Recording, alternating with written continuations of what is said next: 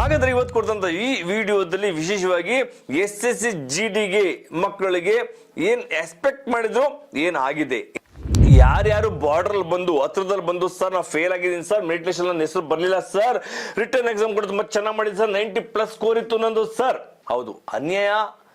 ಪ್ರತಿ ವರ್ಷ ಕೂಡ ಅಪ್ಲಿಕೇಶನ್ ಸಂಖ್ಯೆ ಇನ್ಕ್ರೀಸ್ ಆಗ್ತಾನೆ ಹೊರತು ಕಡಿಮೆ ಆಗ್ತಿಲ್ಲ. ಕಟ್ ಆಫ್ ನಲ್ಲಿ ನೋಡಿದ್ರೆ ಸರ್ 18 ನಿಲ್ಸಿದ್ರು, ಅದ್ರ ಮೆರಿಟ್ ಲಿಸ್ಟ್ ಅಲ್ಲಿ ನೋಡಿದ್ರೆ 100+. ಏನ್ ಸರ್ ಇದು, ಹೇಗ್ ಮಾಡೋದು ಸರ್?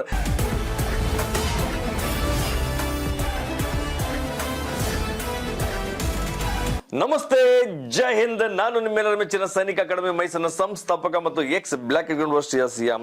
ಇವತ್ತು ಕೊಡ್ತಂತ ಮಾಹಿತಿ ಈ ವಿಡಿಯೋದಲ್ಲಿ ವಿಶೇಷವಾಗಿ ಬಹಳಷ್ಟು ಗಾಬರಿ ಉಂಟು ಮಾಡಿರುವಂತ ಈ ಒಂದು ವಿಡಿಯೋ ನಿಮ್ಗೆ ಅನುಕೂಲ ಆಗುತ್ತೆ ಅಂತ ಹೇಳಿಕ್ಕೆ ಇಷ್ಟಪಡ್ತೀನಿ.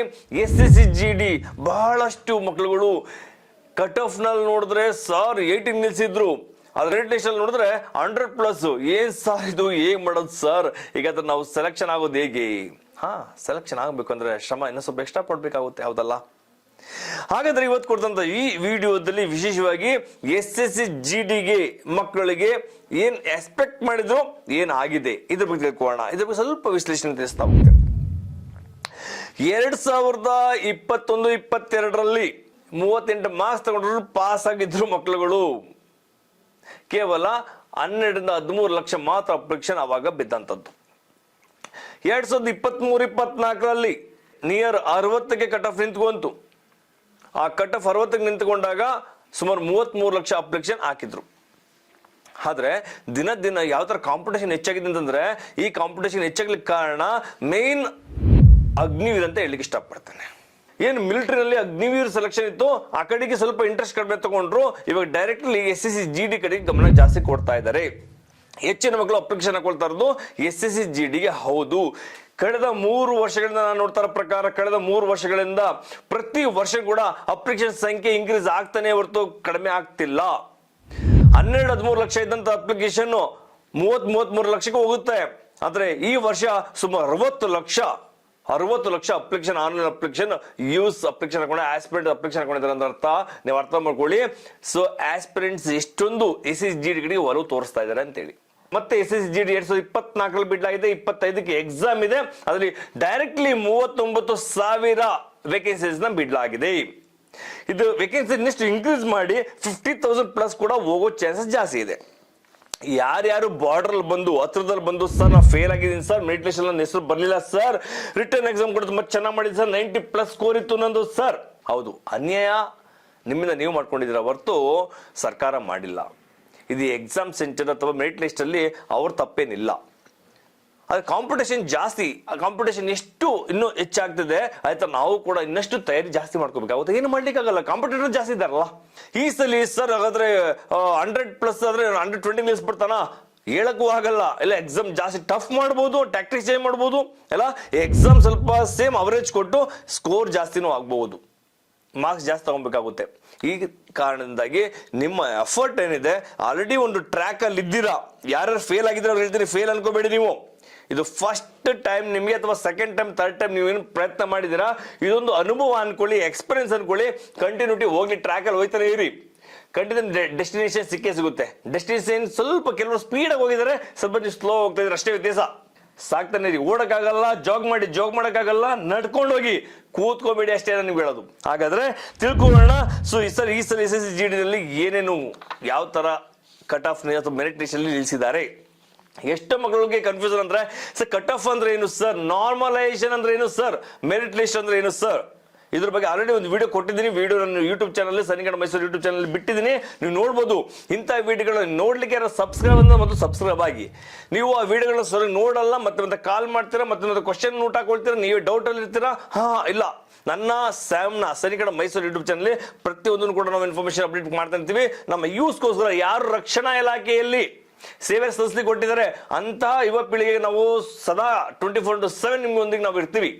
ನಿಮ್ಮ ಉಜ್ವಲ ಭವಿಷ್ಯವೇ ನಮ್ಮ ಮುಖ್ಯ ಗುರಿಯಾಗಿದೆ. ಅದರರ್ಥ ನೀವು ಇಂಥ ವಿಡಿಯೋಗಳನ್ನ ಯಾರಾದರೂ ಸ್ಕಿಪ್ ಮಾಡದೆ ಲಾಸ್ಟ್ 8 ಗಂಟೆ ನೋಡಿ ಸಬ್ಸ್ಕ್ರೈಬ್ ಆಗಿ, ಇಷ್ಟವಾದಲ್ಲಿ ಲೈಕ್ ಮಾಡಿ, ಇಷ್ಟವಾಗಲಿ ಡಿಸ್ಲೈಕ್ ಮಾಡಿ. ನಾವೇನು ಬೇಜಾರು ಮಾಡ್ಕೊಳ್ಳಲ್ಲ, ಕಮೆಂಟ್ಸ್ ಮಾಡೋದನ್ನ ಮರೆಯಕ್ಕೆ ಹೋಗ್ಬೇಡಿ. ಹಾಗಾದ್ರೆ ಬನ್ನಿ, forces total 6 forces SSC GD ನಲ್ಲಿ ಲಾಸ್ಟ್ ಅಲ್ಲಿ ಕೊಟ್ಟಂತದ್ದು 6 ಫೋರ್ಸ್ ಕೊಟ್ಟಿದ್ರು.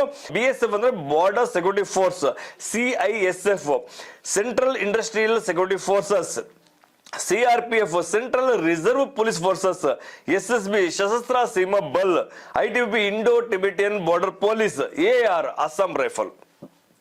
ಈ 6 ಡಿಪಾರ್ಟ್ಮೆಂಟ್ಗಳಿಗೆ ಅಪ್ಲಿಕೇಶನ್ ಬಿಡಲಾಗಿತ್ತು. ಸುಮಾರು 46,000 ಹತ್ರ ವೇಕೆನ್ಸಿನ ಫುಲ್ಫಿಲ್ ಮಾಡ್ಕೊಳ್ತಾ ಇದ್ದಾರೆ. ಹಾಗಾದ್ರೆ ಸರ್ ಇದು ಯಾವ ತರ ಮೆರಿಟ್ ಲಿಸ್ಟ್ ನಿಲ್ಲಿಸಿದ್ದಾರೆ ಅದ್ರ ಬಗ್ಗೆ ಹೇಳ್ಬಿಡ್ತೀನಿ. ಇದು ಕರ್ನಾಟಕದಲ್ಲಿ ಅಪ್ಲಿಕೇಶನ್ ಆಗಿರುವಂತಹ ಆಸ್ಪಿರೆಂಟ್ಸ್ ಗಳು ಮಾತ್ರ ಕೊಟ್ಟಂತದ್ದು. ಇದು ಕರ್ನಾಟಕದಲ್ಲಿ ಕೊಟ್ಟಂತ ವೇಕೆನ್ಸೀಸ್ಗೆ ಈ ಮೆರಿಟ್ ಲಿಸ್ಟ್ ನಿಂತಿದೆ ಅಂತ ಹೇಳ್ತಾರಂತದ್ದು. ಇದು ಹೊರ ರಾಜ್ಯಗಳು ಕೊಟ್ಟಿಲ್ಲ ಅಂತ ನಾನು ಹೇಳ್ಕೊಡ್ತಾ ಇರೋದಲ್ಲ. ಇದು ಕರ್ನಾಟಕ ರಾಜ್ಯದಲ್ಲಿ ಯಾರ್ಯಾರು ಅಪ್ಲಿಕೇಶನ್ ಕೊಟ್ಟಿದ್ದ ಆಕಾಂಕ್ಷಿಗಳು, ಯಾರು ಎಕ್ಸಾಮ್ ಬರ್ದು ಇದನ್ನ ಮೆರಿಟ್ ಲಿಸ್ಟ್ ವೇಟ್ ಮಾಡ್ತಾ ಇದ್ರಿ, ಆ ಮೆರಿಟ್ ಲಿಸ್ಟ್ ವೇಟ್ ಮಾಡ್ತಿದ್ದಂತ ಆಕಾಂಕ್ಷಿಗಳಿಗೆ ಕೊಟ್ಟಂತ ರಿಸಲ್ಟ್ ಇದು. ರಿಸಲ್ಟ್ ನಾನು ಸ್ಕ್ಯಾನ್ ಮಾಡಿ ಕೂಡ ನಿಮ್ಗೆ ಯೂಟ್ಯೂಬ್ ಅಲ್ಲಿ ಹಾಕ್ತೀನಿ, ಪೂರ್ತಿ ನೋಡಿ. ಏನು ಅರ್ಥ ಆಗಿಲ್ಲ ಅಂದ್ರೆ ನನ್ನ ಕರೆ ಮಾಡಿ 9638116177 ಗೆ. ಇವಾಗ ಬರ್ತೀನಿ ನಾನು ನಿಮ್ಗೆ cut off, normalisation, merit list short ಆಗಿ ಹೇಳ್ತೀನಿ. ಡೆಪ್ತ್ ಆಗಬೇಕಂದ್ರೆ ನಾನು ಆಲ್ರೆಡಿ ವಿಡಿಯೋ ಬಿಟ್ಟಿದ್ದಿಲ್ಲ, ಆ ವಿಡಿಯೋ ಲಿಂಕ್ ನ ಡಿಸ್ಕ್ರಿಪ್ಷನ್ ಹಾಕ್ತೀನಿ, ನೋಡ್ಕೊಳ್ಳಿ. ಕಟ್ ಆಫ್ ಮೊದಲು ಎಕ್ಸಾಮ್ ಬರ್ದಿರ್ತಾರ, ನೆಕ್ಸ್ಟ್ ನೀವು ಫಿಸಿಕಲ್ ಕ್ವಾಲಿಫೈ ಆಗಬೇಕು ಅಂತಂದ್ರೆ ಅದರಲ್ಲಿ ಅಕಸ್ಮಾತ್ ಅವರು ಒಂದು 40,000 50,000 ಮಕ್ಕಳು ತಗೊಬೇಕಾಗಿದೆ, ಅವ್ರಿಗೆ ವೇಕೆನ್ಸಿ 50,000 ವೇಕೆನ್ಸೀಸ್ ಇದೆ. ಅವರು ನೀವು ಅಪ್ಲಿಕೇಶನ್ ಹಾಕಿರ್ತಾರೆ, ಹೆಚ್ಚು 40 ಲಕ್ಷ ಅಪ್ಲಿಕೇಶನ್ ಹಾಕಿರ್ತಾರೆ, ಅದರಲ್ಲಿ ಫಿಲ್ಟರ್ ಮಾಡಿ 10% ಮಾತ್ರ ಎತ್ಕೊಂತಾರೆ. ಅಲ್ಲಿ ಒಂದು 4 ಲಕ್ಷ ಮಕ್ಕಳು ಮಾತ್ರ ಫಿಸಿಕಲ್ ಕ್ವಾಲಿಫೈ ಮಾಡ್ಕೊಳ್ತಾರೆ. ಆ ಫಿಸಿಕಲ್ ಕ್ವಾಲಿಫೈ ಮಾಡ್ಕೊಬೇಕಿದ್ರೆ ಯಾರು 4 ಲಕ್ಷ ಮಕ್ಕಳು ಎಂಡಲ್ಲಿ ಸಿಗ್ತಾರೆ ಅಂತ ಮಕ್ಕಳುಗಳು ಮಾತ್ರ, ಅಂದ್ರೆ ಎಂಡ್ ಮೀನ್ಸ್ 4 ಲಕ್ಷ ಒಳಗಡೆ ಸಿಗ್ತಾರೆ, ಅಲ್ಲಿಗೆ ಕಟ್ ಆಫ್ ಲಿಸ್ಟ್, ಅಷ್ಟು ಮಾರ್ಕ್ಸ್ಗೆ ಕಟ್ ಆಫ್ ಲಿಸ್ಟ್ ಬರ್ತಾನೆ. ಇದು ಎಕ್ಸಾಮ್ ಸ್ಕೋರ್. 4 ಲಕ್ಷದಿಂದ 4 ಲಕ್ಷ ಒಂದು ಇದ್ರು ಕೂಡ ಅವ್ರು ಏನು ಸ್ಕೋರ್ ತಗೊಂಡಿರ್ತಾರೆ, 89 ತಗೊಂಡಿರ್ತಾರೆ, ಇವರು 89 ಪಾಯಿಂಟ್ ಸಮಥಿಂಗ್ ನಿಲ್ಸಿರ್ತಾರೆ, ಅಲ್ಲಿ ಕ್ಲೋಸ್, ಅವ್ರು ವಾಪಸ್. ಸೊ ಈ ಸಮಯದಲ್ಲಿ ಏನ್ ಮಾಡ್ತಾನೆ, ನಾರ್ಮಲೈಸೇಷನ್ ಕೊಡ್ತಾನೆ. ನಾರ್ಮಲೈಸೇಷನ್ ಕೊಡ್ತಂದ್ರೆ ರಿಟರ್ನ್ ಎಕ್ಸಾಮ್ ಅಲ್ಲಿ ಕ್ವಾಲಿಫೈ ಕೊಟ್ಟಿರ್ತಾರಲ್ಲ, ಕೆಲವು ಮಕ್ಕಳುಗಳಿಗೆ ಕೆಲವು ಸ್ಕೋರ್ ಆಡ್ ಮಾಡ್ತಾರಂತಲ್ಲಿ.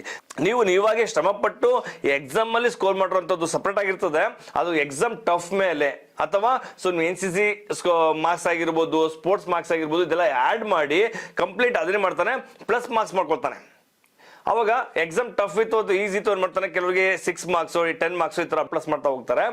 ಎಲ್ಲಿ ಮಾರ್ಕ್ಸ್ ಟೋಟಲ್ ಜಾಸ್ತಿ ಆಗ್ತದೆ ಅವರಿಗೆ ಫಿಸಿಕಲ್ ಕ್ವಾಲಿಫೈ ಆಗ್ತಾರೆ. ಇದು ನಾರ್ಮಲೈಸೇಷನ್. ಕಟ್ ಆಫ್ ಇಂದ ನಾರ್ಮಲೈಸೇಷನ್ ಬಂದು ಫಿಸಿಕಲ್ ಮೆಡಿಕಲ್ ಡಾಕ್ಯುಮೆಂಟೇಶನ್ ಕ್ಲೇಮ್ ಮಾಡ್ಕೊಳ್ಳುವಂಥದ್ದು. ನೆಕ್ಸ್ಟ್ ಏನಪ್ಪ ಹಾಗಾದ್ರೆ, ಇದು ಮುಗಿದ ನಂತರ ಮೆರಿಟ್ ಲಿಸ್ಟ್. ಮೆರಿಟ್ ಲಿಸ್ಟ್ ಹೆಂಗ್ ಬರುತ್ತೆ? ಮೆರಿಟ್ ಲಿಸ್ಟ್ ಅಲ್ಲಿ ಈಗ 4 ಲಕ್ಷ ಮಕ್ಕಳು ಎತ್ಕೊಂಡಿದ್ರಲ್ಲ, ಮೊದಲು ಹೇಳಿದಂತೆ 4 ಲಕ್ಷ ಮಕ್ಕಳು ಎತ್ಕೊಂಡಿದ್ರಲ್ಲ, ಅದರಲ್ಲಿ ಅವ್ರು ಬೇಕಿರೋದು 40,000 ರಿಂದ 50,000 ಮಕ್ಕಳು ಬೇಕಾಗ್ತದೆ. ವೇಕೆನ್ಸಿ ಅಷ್ಟೇ ಇರೋದು.